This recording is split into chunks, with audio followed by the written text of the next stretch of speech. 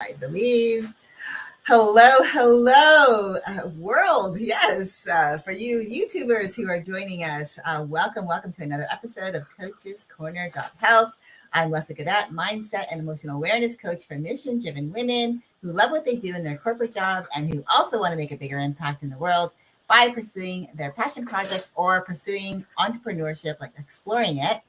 And I show them it's possible to have both, but they don't have to choose because when they develop an unstoppable mindset, learn how to manage their emotions so that they protect their time, that it's possible to keep doing what they love, get things done more efficiently, and still spend quality time with their loved ones. Over to you, Andy. Beautiful. I love that. I love your introduction every time. It always just makes me smile. Thank you. Hi, everybody. I'm Andy, the unconditional coach. I focus on boundaries with most people, specifically to allow us to separate our emotions from our decisions so that we can make the decisions we want to make and still have the time and space and the room to be able to properly process our emotions so that we're not reacting emotionally and we're not ignoring our emotions. We can, again, like you said, we can have both. I love that. Awesome. Today's conversation excites the hell out of me. Tell me about it. This was your idea. So tell me about where it came from and what it's all about. Yeah, so I have been listening a lot to my audiobooks, and I came across one, Brene Brown. She has a book. Oh gosh, now I'm forgetting which book it was in, but she's talked about this even outside of just in her book, and she talks about trust and vulnerability Yeah. and what it means for her. I think it's about really learning. What I got from her was that our relationships are can be strengthened through being vulnerable, and that means that sometimes we actually have to step into trust first. In fact, probably most Yes. times. I believed even my own transformation around my relationships, not just with my husband but with friends, with family. It comes from a level of trust first, and Yes. and so that I can be vulnerable. So I'm trusting that I can be vulnerable with the other party, so that they can then feel that, okay, that level of trust, so that they can be vulnerable. I think that's how I view what trust and vulnerability is, and so I wanted to bring this conversation to the forefront, just to talk about, to kind of piggyback off of what we've been, showing up with our previous couple of or previous few lives around, struggling with what we want. I think that comes again from being, feeling like we need to be able to trust, Yes. continuing relationships if people don't change. That was a big one. I think for a lot of people that would resonate because, Yeah. especially if you're in the self-development world like you and I both are. We've gone on our journeys, but if we're in relationships with others, we didn't tell them or we didn't ask for permission. Obviously, you shouldn't have to ask for permission to become a better version of yourself, but when you start to change from the person that attracted them to you in the first place, that can change the dynamic of your relationship. So Mm-hmm. that question of, like, would you continue your relationship if they didn't change, was huge, and I think we dived into that pretty well. And then, of course, that led into why do we want to fix our partners again. That could come from us going through the development changes ourselves, and now we think, in fact, sometimes, most times, I think we demand that they change too. That we Yes. want to fix them. And so again, that's why I thought this would really go well, like, just to kind of keep this motion going forward, talking Yeah. about trust and vulnerability, because I really feel like that just really lends to what we previously talked about. Yeah. Yeah. I agree, and I love that. It is about it is an extension of those conversations, and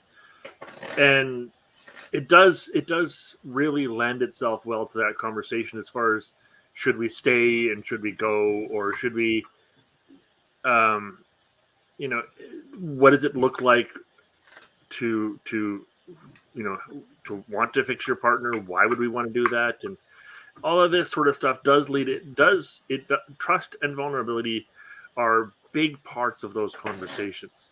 Mm-hmm. We leave because we don't feel we can be vulnerable, or we don't trust that we can be vulnerable. We stay when we choose to be vulnerable, when we choose to build trust. We fix someone we don't trust, or we don't feel vulnerable with, or don't feel they're vulnerable with us. We choose to leave someone alone when we feel that they are being vulnerable with us and we can be vulnerable with them. The trust and vulnerability are part of that. So I think that's why it's the good question is, which comes first, the trust or the vulnerability? And like you said, Brene Brown says you have to build trust in order to build, or you have to have trust in order to be vulnerable. And sometimes building trust comes from being vulnerable, right? Mm-hmm. Sometimes that's how we build the trust, is by being vulnerable. Sometimes I'll say something to someone that's kind of beyond the boundaries of where our relationship is at, where our friendship is at. I'll say something to someone to test those boundaries, to see if they can expand. And by doing so, often that builds trust. Mm-hmm. Sometimes it doesn't. Sometimes they weren't comfortable talking about those conversations, so they say so, or they react in such a way that indicates that to me. So I understand the limits of our our relationship at that point. And yeah, it does. What comes first? Like, how does this develop? How do we know? And what does it look like? Those are some great ways to approach this conversation. I really like that you brought this up. So yeah, tell me what your thoughts are on it. So I actually just started thinking of the chicken and the egg analogy, right? Like, what comes first, the chicken or the egg, right? And right. How do you really even answer that question? Because without the chicken, there's no egg. Without the egg, there's no chicken. So right. I think it's the same thing with trust and vulnerability. Without trust, there's no vulnerability. And I mean, trust in yourself to be vulnerable. It's not necessarily, I believe that for you to build a relationship deeper with someone, I believe vulnerability comes first. Mm-hmm. But the trust piece is trusting in yourself to be vulnerable. It's not trusting them to accept your vulnerability. It's trusting yourself to be vulnerable. But on the other, and that I think is the hardest thing, because that's why I feel like it's like choosing your relationships we should be thinking about that. Like, what's the type of relationships we want to be surrounded by, right. The people in our lives, the people that we want to let closer and romantically. And so being intentional around that can help, I think, then for you to feel that vulnerability, being able to trust right. yourself enough to be vulnerable. But it really, I think, is like the fear piece. It's when you're afraid to do something and you still take action, that is like probably the bravest thing you'll ever do for yourself. But then again, it's the hardest thing for most people to do, is to just say, I am so scared to do this. But the crazy thing about that is, a lot of the time we put these things on our lives, or these beliefs, that this fear is so much bigger of something happening. But when we actually take action, it becomes so much smaller, because we realize, oh, that really wasn't as bad as I was making it out to be, because there's that perceived fear. Again, like, we can go back to that fight or flight, when we were, when, back in the days when you actually had to, and I'm sure there's in some places where if you're remotely, you have to make sure that you are safe from predators, because obviously, but in the day when you actually had to be, on point, making sure, like the saber-toothed tiger type thing. And you realize that, oh, okay, now if you can look at it from that perspective, back then they actually had to be in the fight or flight status all the time, because their lives depended on their survival. But now we still have that. It's like generations of it still being in our body, in our blood, that we still have that fight or flight or freeze mentality, and our brains start reacting in a certain way, so that now, even now, the trust and vulnerability piece, especially if you are opening up to someone new, it can be really hard. It can be really scary, because the first thing your brain is going to say is like, nope, you can't do this. Nope, this is danger. Nope, stay away. So how do you push through that? Well, that is finding the courage within to just do it, you hear people saying it, you're afraid, but do it anyway, because sometimes we just can't shut off that part of our brain that's telling us something to be afraid of, when it's really just our imagination we've allowed to go rampant in our head. And so, yeah, I mean, you can tell I'm on fire for this one.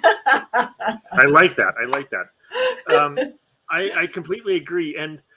And like you said, it starts with ourselves. What I've noticed about my own life is I've interacted with a lot of people I don't trust. And I choose to continually interact with people I don't trust. I want to interact with people I don't trust, because people that I don't trust are often people that other people also don't trust. And as a coach, I want to help those people that other people don't trust and that maybe I don't trust.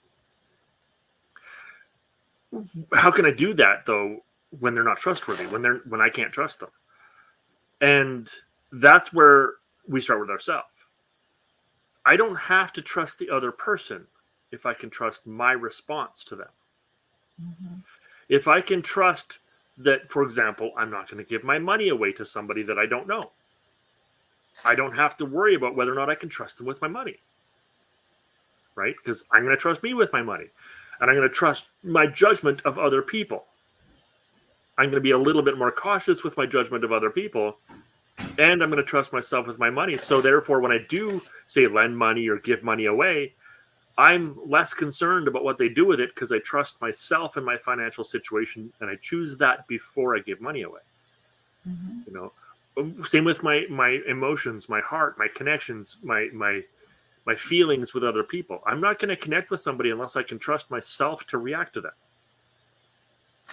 And by trusting myself and what I can do, trusting my own abilities to choose my reactions, to choose my responses, to choose my actions in the first place. By building trust in myself, I can now be vulnerable with people who aren't necessarily trustworthy. Mm-hmm. I have shared some pretty intimate details with some people that I'm pretty sure would share that around. But that's because I've trusted my own ability to respond to the general public and accusations from people that I have never met about those particular subjects. If I'm not able to respond or don't feel I'm able to respond to those things, then I don't share them. Mm-hmm. Right? So I've learned to trust myself, which allows me to be vulnerable with other people. It allows me to trust other people. And again, the chicken and the egg. In order to be trusting ourselves, we need to be honest with ourselves. We need to be vulnerable with ourselves. We need to be able to look at ourselves in the face, in the eye, in the mirror, without any clothes on completely. And I'm not just talking about physically no clothes on. I mean, without anything covering us up, without any stories saying, well, it's because of this and it's because of that and it's because of this. I mean, fully naked, saying, I do this. I am that. I want this. Looking at those things, facing those things up front, has allowed me to then learn how to trust who I am, accept the negative parts of myself as well as the positive ones. As a matter of fact, a lot of people have an easier time accepting the negative than they do the positive. So that's why I said, as well as the positive, I can accept the positive parts of myself as well as the negative parts of myself equally. I can face them truthfully, and I can trust what they are. And therefore, I can be vulnerable enough with myself and with other people. It's about trust. It's about vulnerability. It's which comes first. You kind of build them both a little bit at a time, right? Mm-hmm. Right. Yeah. So that's what I go. That's how I approach it. Yeah. I love how you brought it back. I love how you brought it back to self. Like, it's like trusting yourself, but you have to get to know you. You have to be able to face yourself, like really say, I see you. I think a lot of the time when people are responding to things in their lives, it's usually from a place of, if it is a place from insecurity, it's because they don't trust the person that they see in their reflection. Yeah. And if you don't trust the person that you see in your reflection, how can you trust other people? If you can't trust yourself to be vulnerable and honest and open with the person that you see in your reflection, then you're not going to be able to do that with other people. and you won't be able to let others in. And that's the place why I talk a lot about self-love, especially what I do. A lot of it is motivated by self-love. And I know a lot of people are thinking, well, I hear the term self-love a lot. But really, to me, self-love is being able to see yourself, like to look yourself in your reflection and say, I see you, I love you, no, and have no judgments or criticisms of that reflection staring back at you. And when you can do that, that is when you're going to be able to say, okay, now I can start learning to trust my decisions. Now I can start learning to trust being vulnerable and accepting others being vulnerable, because that's another piece as well. Because sometimes people don't feel comfortable when someone else is being open and honest and vulnerable with them. Because again, that could maybe lend to them not trusting themselves and not being true to themselves and not feeling confident in themselves and not trusting the, as I said, the reflection. And it's really funny that we started talking about this because, well, not funny, but it just brought up something for me, and it's in my self-love program that I have, where I call it the expressions of love. It's the reflection exercise where you actually do this exercise in front of the mirror. So you are facing yourself, because I think that's the face that we don't want to see. We don't want to admit to the things that we do. So if we cannot see ourselves, then we don't have to admit that. We don't have to be open. We don't have to be vulnerable. But that's where it starts. It starts with us. And when we can do that, when we can really be able to accept ourselves fully, everything about ourselves, even the things that we don't like, because we can still change ourselves for the better. But if we can accept those things that we don't like, and then we can say, okay, if I don't like this, what do I like? What would I rather it be? And so again, it comes down to, like you had said, bringing it full circle to the person in the mirror, like the man, as Michael Jackson would say, the man in the mirror, right? I mean, it's just so true. It's the man in the mirror that you are facing. If you can look at that person in the eye and be able to say, you know what, I trust you, and I can be open and vulnerable with you. I can tell myself the truth. That is when you will find true freedom. Yeah. I love that song. It's on a number of my top favorite playlists, for that very reason, because I want to remind myself that if I want to see a change in the world, I got to start with me, right? And whenever I hear that song, it reminds me of two things: A, that he did want to make a difference in the world and tried. And he had the means to make a big difference. So he did make a big difference. And I want to be like him someday. I want to do that. Therefore, I'm going to start now. I'm going to start 3 years ago, 6 years ago, 20 years ago. But if I didn't start then, and I didn't start last week, I can start now. And even if I did start then, I can still start now. Every single day, every single moment, I can choose. And sometimes I don't choose to.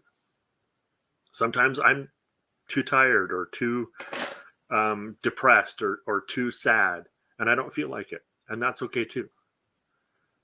And I make sure that I'm in a place that I can trust what my results are, so I don't become vulnerable in those situations. Yeah, and it is about that.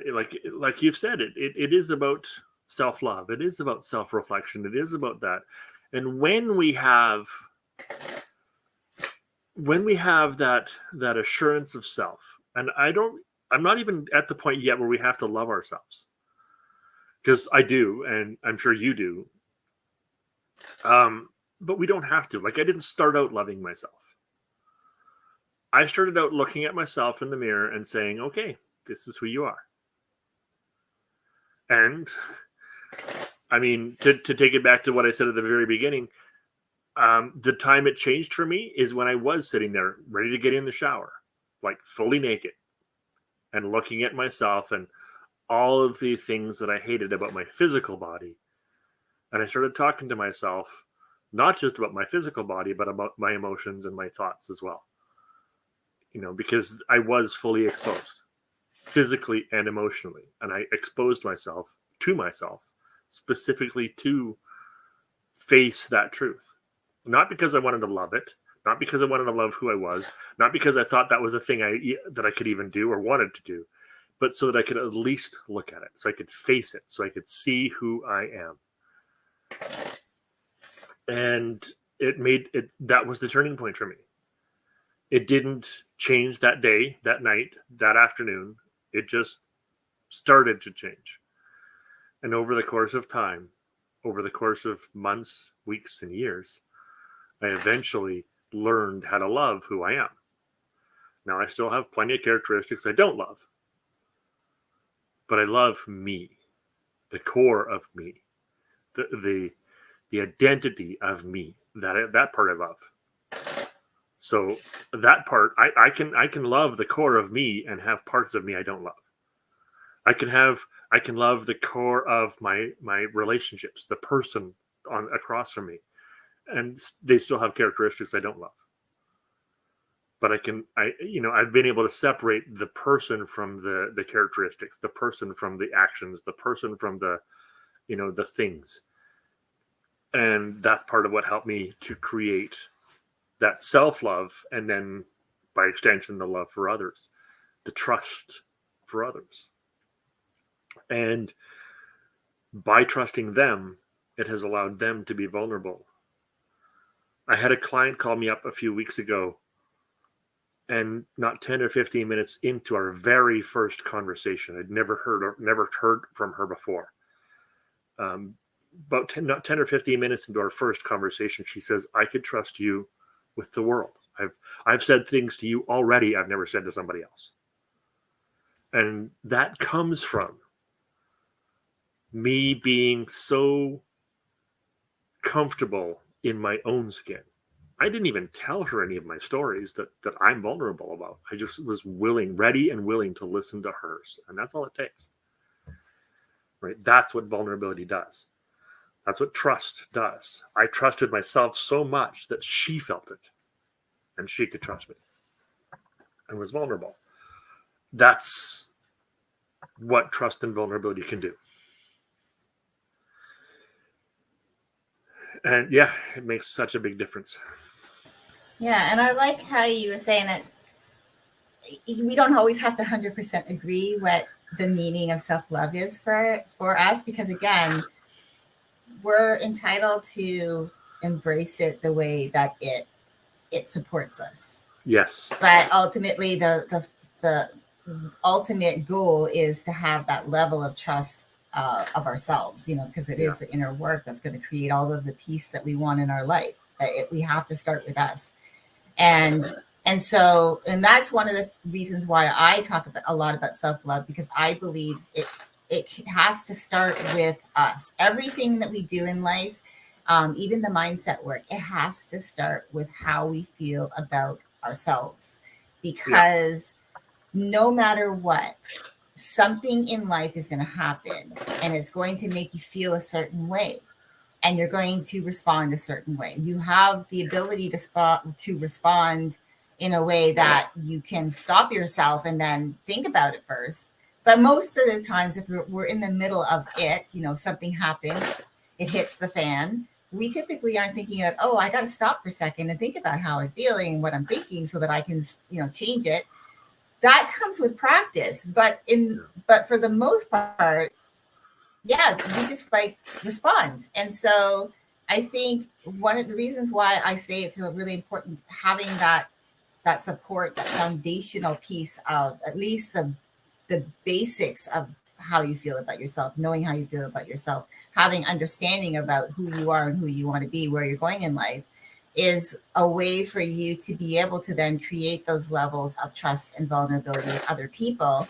And it also helps you when life happens and you can give yourself permission to go through the emotion, to embrace, to acknowledge that something's happening and embrace the fact, okay, I feel a certain way. I don't like it. I don't like what I'm thinking, but I also, I don't maybe like how I responded, but I can go back and fix it, being able to not beat yourself up for it.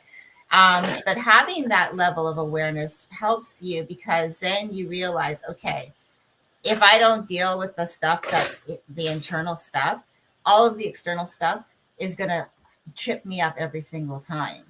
And so if I can't learn to trust myself and be vulnerable and tell myself the truth and see myself for everything, like you said, naked and exposed, if I can't see all of that and be understanding and accepting that I'm not perfect, but I can start to learn to like myself and start from there.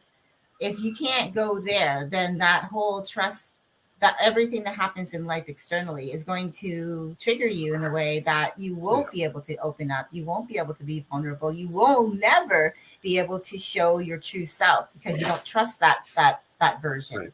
Right. And so, I mean, I've just from personal experience been around some people who their way of showing up in the world is to express that they are different than who they really are by explaining their lives a different way, by inventing experiences or lifestyles or things that happened, believing them in their own minds to be true because they don't like the person that they are.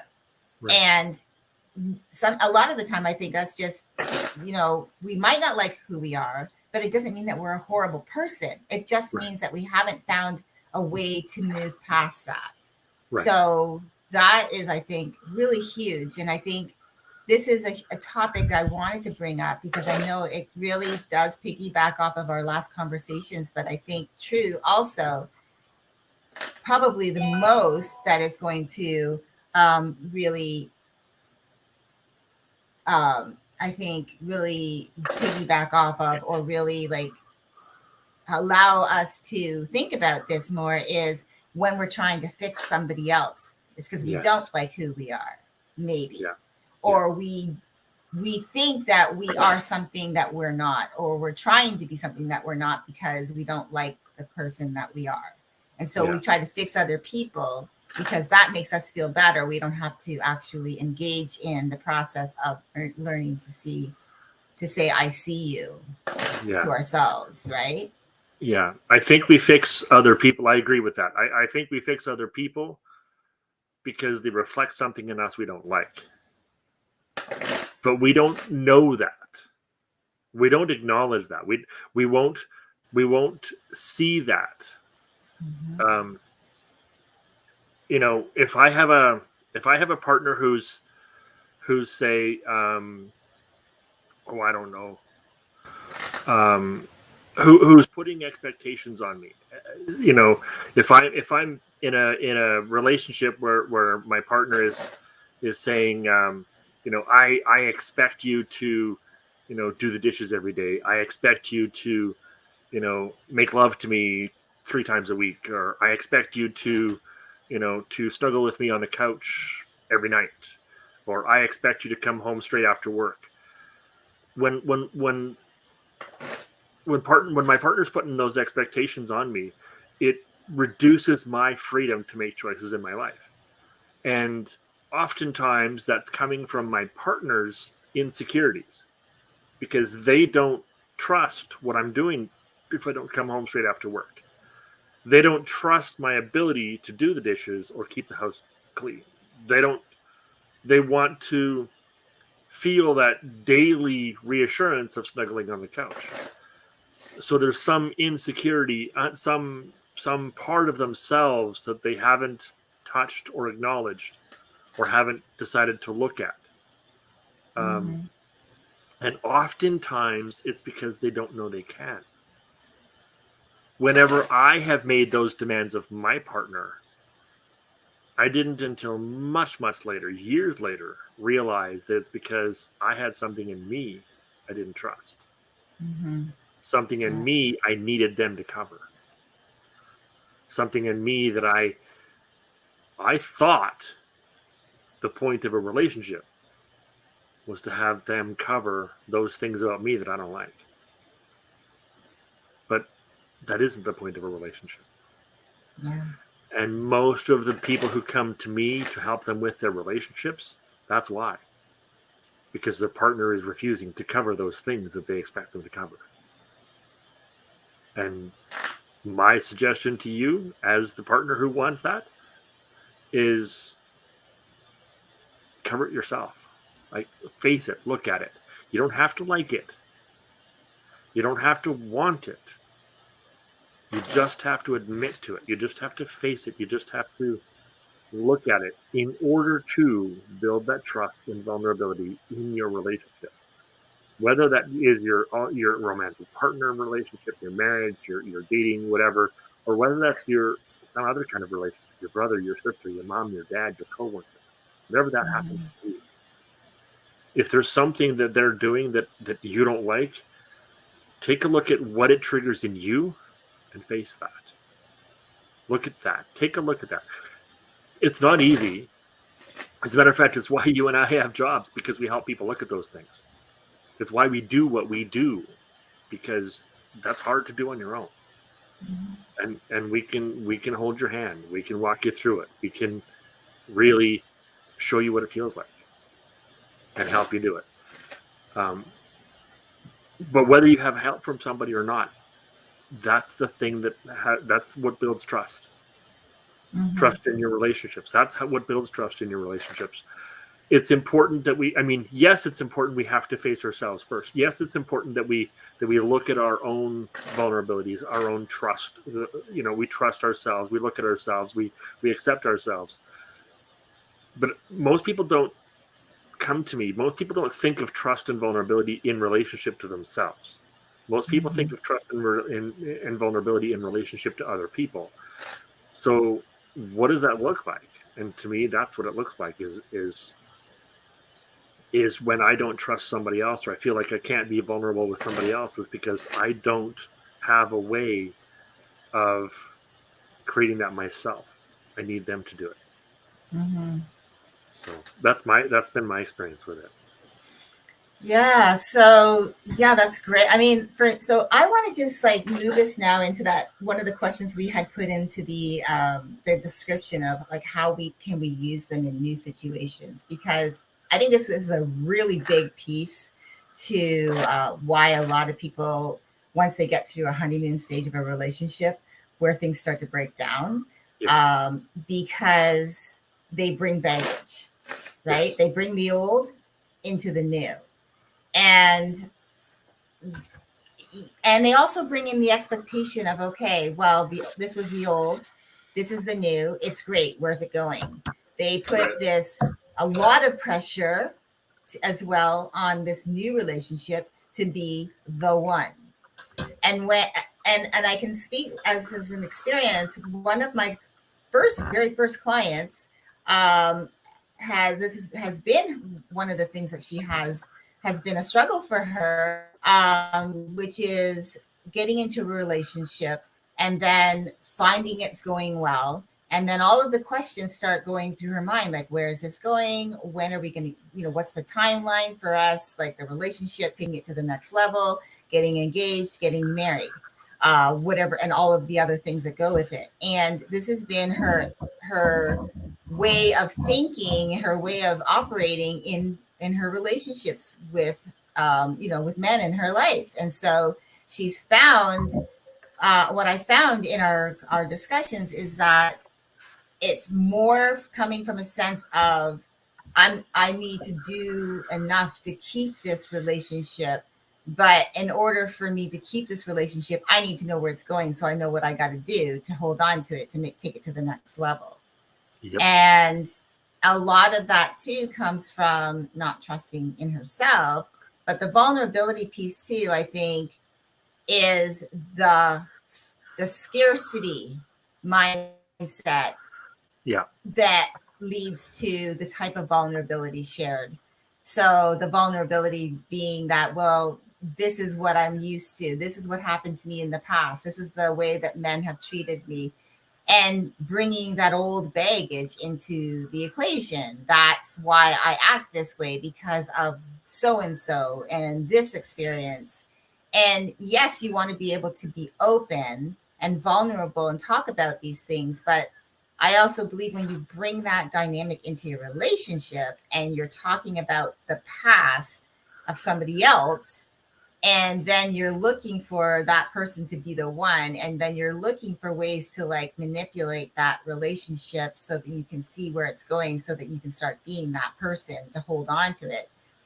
I had to actually scale her back to saying, one of the things, I think the best thing that you could do for your relationship with your significant other is to just be present in the day, not looking at yesterday and not looking at tomorrow. Just be present and enjoy your relationship today. And tomorrow will be here. But if you put so much pressure on what's tomorrow going to bring, you're going to miss out on what today is bringing to you already. So that was, and I think it's easier said than done, because especially if that's been your way of operating your entire life, that comes from, and a lot of that comes from not, that got influenced by, her life, as a young child. And I mean, I'm not going to go into all of her experiences when she was a young child, but that influenced how her relationships with men would then, be over the years. Yeah. I'm giggling at your description because the men who have come to me about their relationships have exactly the same concern, except it's not timeline. It's, who is she?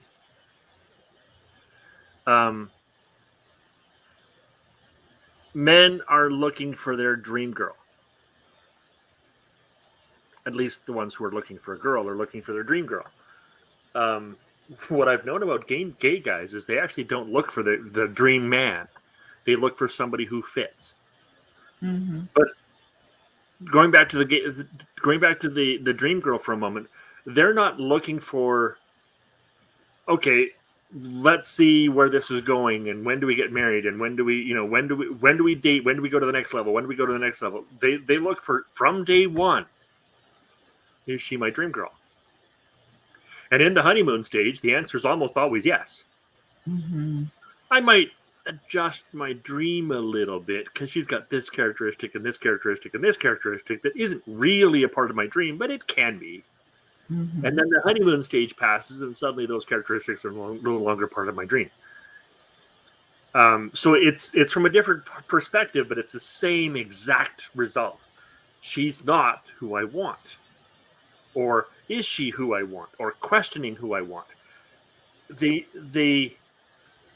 don't look at the ones who come to me. I'm talking about, because most guys actually do, but the ones who come to me don't look at what she brings. They will look at what they want that she doesn't have. Right? I talked to a guy a few years back now who was dating a girl. She had every single characteristic he wanted except one. She had the physical attributes he wanted. She had the emotional attributes he wanted. She had the professional attributes he wanted. The spiritual attributes, like everything about her, the clothing, the friends she hung out with, her family life, everything was exactly what he wanted, except she had a bit of a hairy lip. And he refused to date her because there was one characteristic he didn't want. And he came to me and he said, "Is it okay if I ask her to shave?" I said, "Hell's no, it's not." Really? If that's your one characteristic, you're being shallow. I mean, simply, you're being shallow. I mean, literally, she was his dream girl in every other way. So how guys look at, now, first of all, most guys, very few guys are that shallow. Even the shallow ones aren't quite that shallow. But anyway, but that's I use that to exemplify exactly how guys approach this. They're looking for a set of characteristics, but they don't acknowledge when they get them. They acknowledge when they don't. And this is where the trust and vulnerability comes in. They're not vulnerable enough with themselves to realize, to know that this is what I'm doing. They don't acknowledge that this is their plan. They don't trust themselves to be able to respond or to be able to handle those characteristics. For example, I have a client who's dating his dream girl, except a couple of characteristics. One of them is that she blames him for all the stuff that goes wrong in her life. Now, that's a little bit more serious than just a bit of hair on her lip. However, it's still a characteristic. I mean, virtually everything else in her life he loves. Everything else about her he loves, except that one characteristic. So he keeps trying to change that characteristic. Why? You can't ask her to shave her lip. You can't ask her to change her characteristics. Right? If she's accusing you of her stuff, of all of the stuff that's going wrong in her life, that's none of your business. I mean, yeah, she might have some things to work out, but so do you, my friend. I promise. Right? I'm sure you have characteristics that she doesn't like. So worry about yourself. Trust that she at some point will realize what's going on and decide to fix it, or trust that you can love her without having to fix that. That depends on you. The vulnerability comes in letting them be who they are, even with their negative characteristics. Mm-hmm. Even if she is blaming you all the time. Even if she is, even if she does have, some characteristic. Even maybe her religion is different than yours. Maybe her family is less than optimal. But vulnerability comes from, is there parts of her that you love? And is there enough of those parts that you want to pursue this?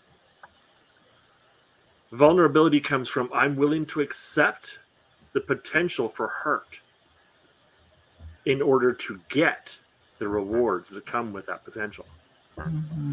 It's the same thing with myself. I'm willing to accept the potential for hurt. For example, I'm unfit. I'm overweight.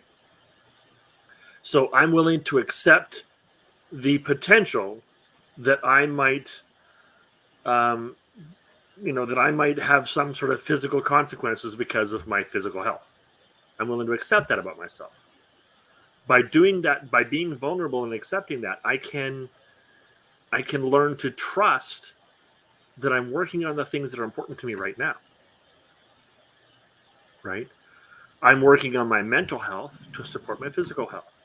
Mm-hmm. Many people work on their physical health to support their mental health. It doesn't matter which way you do it, but the point is, if we can acknowledge what we're doing, we can acknowledge those characteristics we don't like. We can let them support the characteristics we do like. Right? And that happens with ourselves, it happens in relationships, it happens in jobs, it happens in every kind of relationship we can have. And that's where I've decided to take this is with my clients is the more we can trust our own ability to react, our own ability to trust what's going to happen, the mm-hmm. more we can trust other people in our intimate relationships. Even I can trust myself when she's blaming everything on me all the time and always angry and judgmental at me. I can trust our relationship that it will stay together. It will work out. It will be a good, positive, and happy relationship if I trust that when she's accusing me of being to blame all the time, I trust that I'm not at fault all the time. And I trust that when I am, I can see it and admit it. That's about trusting me. Mm-hmm. And therefore I can trust her. She might blame me when I don't deserve it, but I don't have to. But I can trust myself not to accept the blame. Mm-hmm. Right? Yeah. Without having to throw it back on her. So that's where I'm coming from. It's about learning comfort in ourselves so that we can be comfortable in our relationships. Mm-hmm. If we're having problems in our relationships, look at yourself. Yeah, I think that's important to know that. But so here's the next part of that is how do we develop or redevelop our trust so that we can be vulnerable if we've been hurt in the past? Because I know that, again, you've heard probably the saying, the hardest lessons stick, right? The ones that hurt the most, they stick. And if Yep. you've, for example, been in relationships where you've always found, like as an example, a lot of women will say, every time I'm in a relationship, I find out that I'm in a relationship with someone who cheats on me. And so it's a recurring factor. So how does someone, because I think truly as well, we are attracting those things to ourselves that because we don't have that level of confidence. So how does someone bring back their trust to themselves, like for them, so they can be open and vulnerable if they've been hurt, and not bringing that baggage, like as I said, bringing that baggage with you doesn't really help.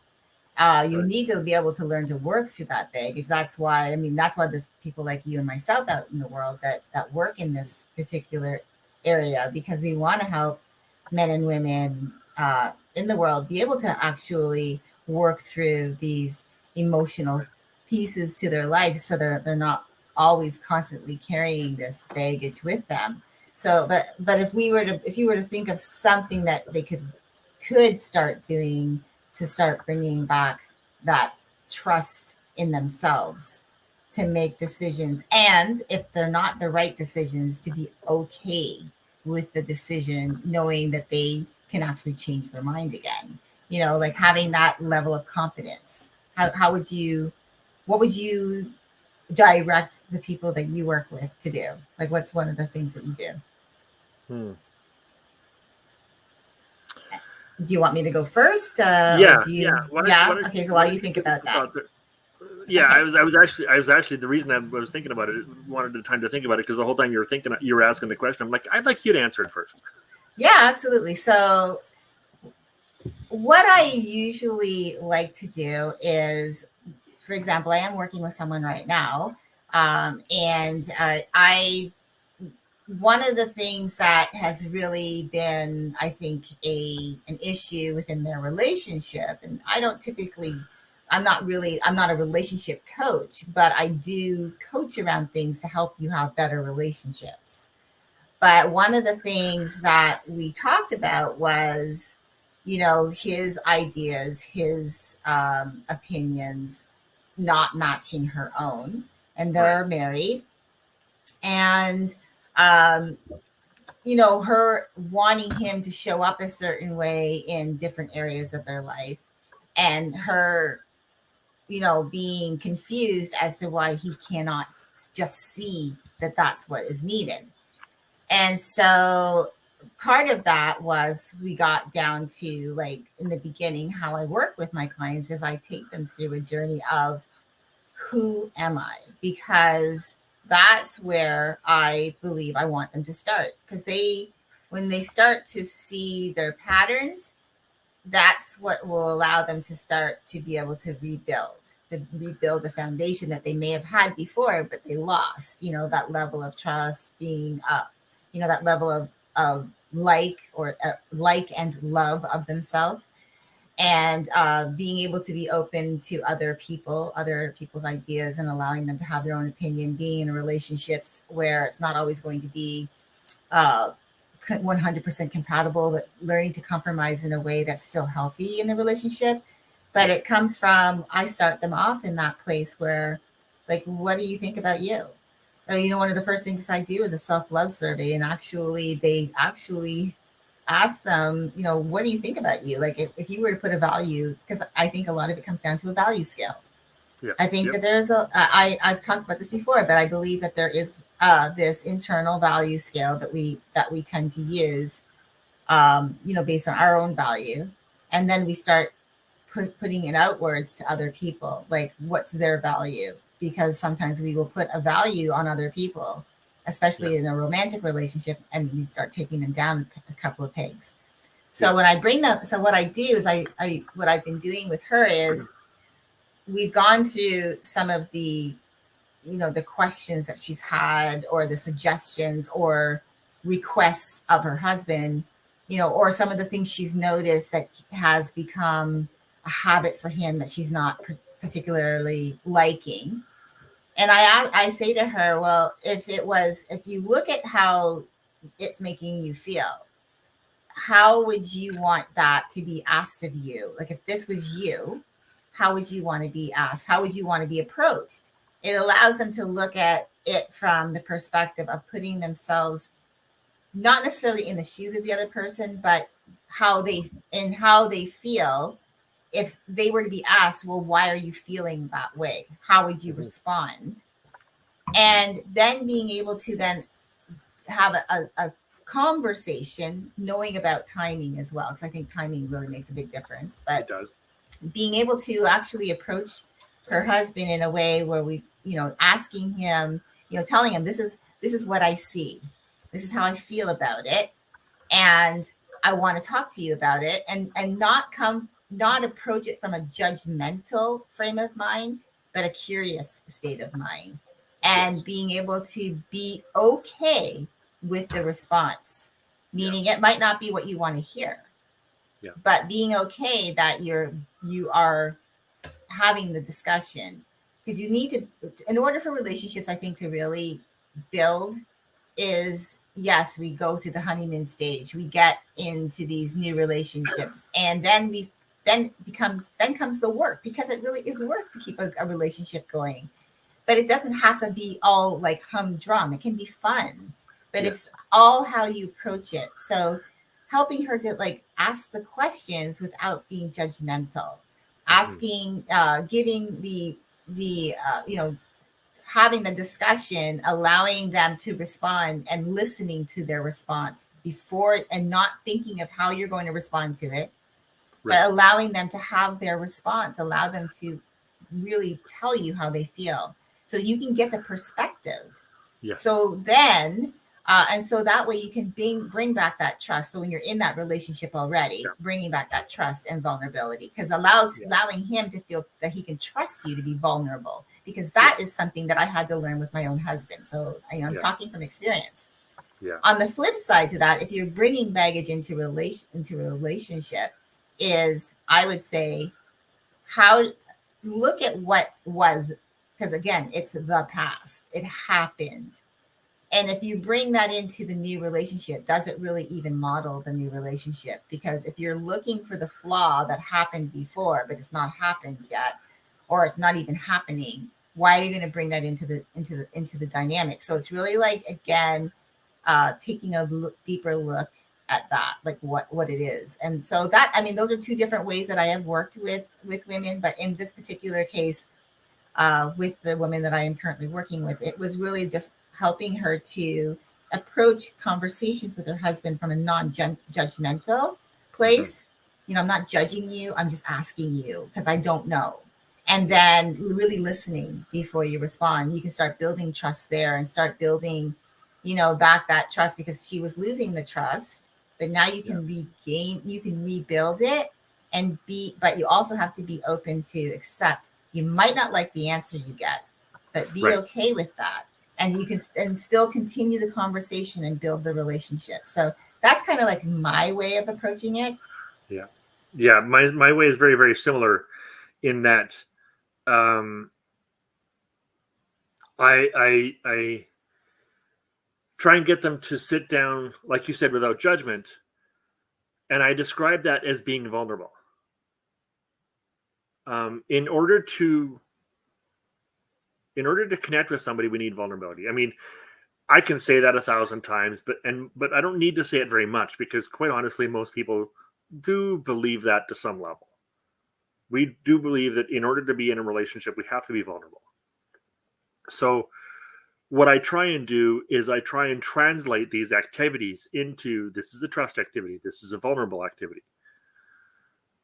Because people want trust in their relationships, and they know they have to be vulnerable to gain that trust.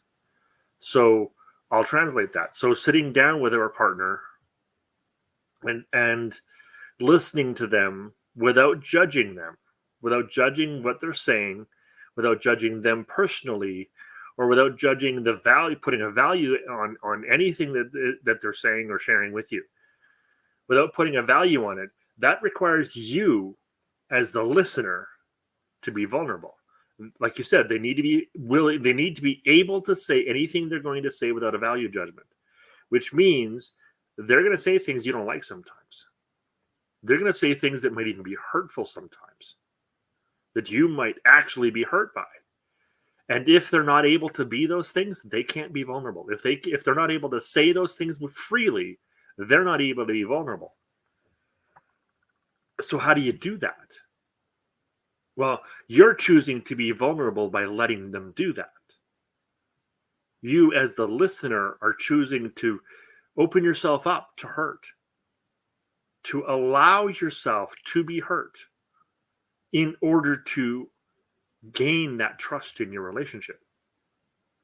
Because I can only hear the things that I want to hear, the loving, kind, and sharing statements. I can only share those or only hear those things if I'm also willing to hear the hurtful statements. Only when my partner's able to be completely honest, and only when there is freedom without judgment to be completely honest, can I hear what they truly feel.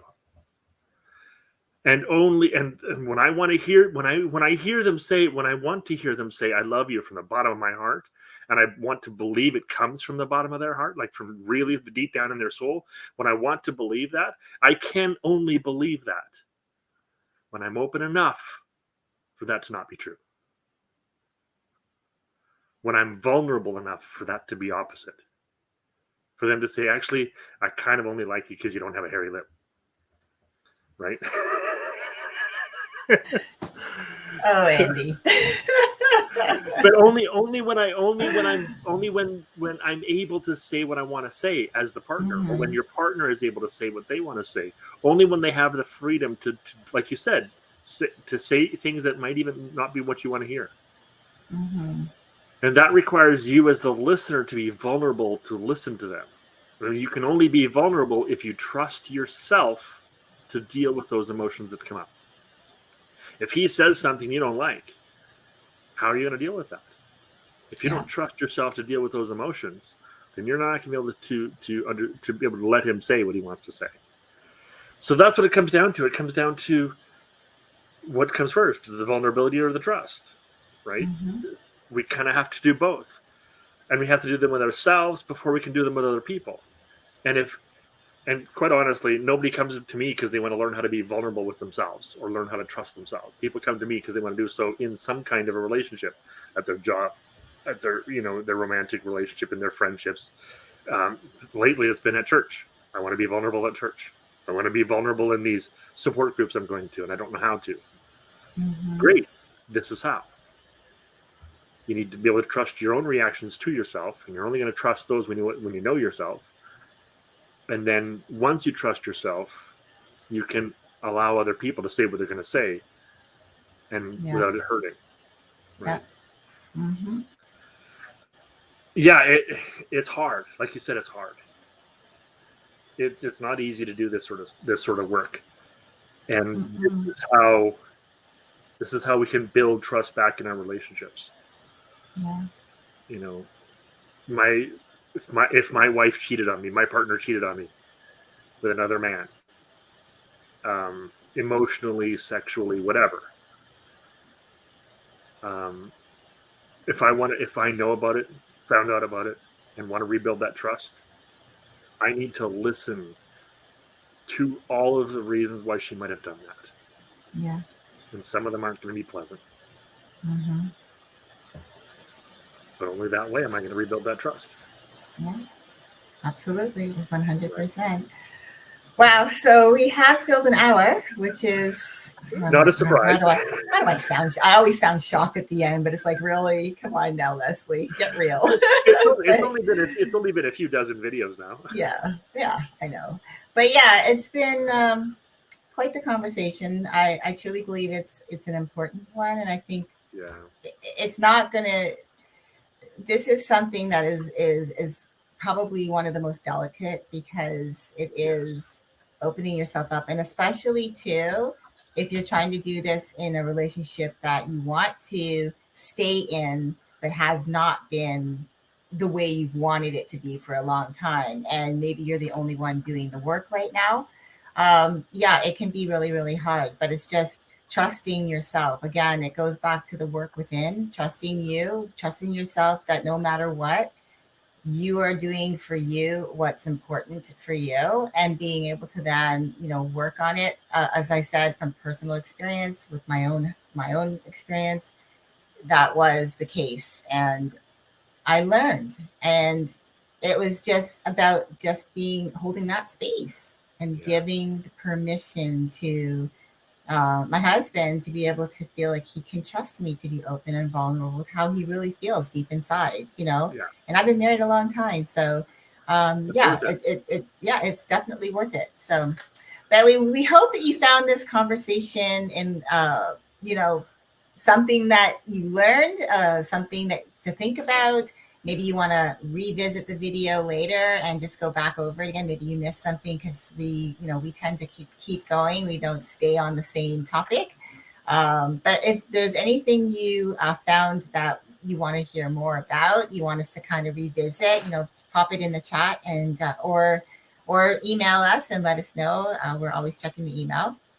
If you got Yeah. anything that you'd like for us to talk about, again, we always encourage our listeners to put a comment in saying, "Hey, we'd love for you to talk more on this topic, or talk about something else that really is influencing your life, or that you're curious around." And if you liked, again, like this video, press the like, subscribe, and share it around with your friends so that you don't miss out on upcoming videos, because we do go live every Friday, 1 p.m. Eastern. Andy, any Yes. final thoughts? Just like and share and pass it around. Yeah. Do the YouTube algorithms a favor and let them know you like what we had to say, because Yeah. we would appreciate it, and other people like you would like to see some of our videos. So please help them find them by doing what YouTube likes, and give them a like, share, and obviously subscribe if you like what we're doing. Thank you very much for watching our video, and you have yourselves a wonderful day. I know we're both going to, and we'll see you next time. Yep. See you all next week. Bye. Bye-bye.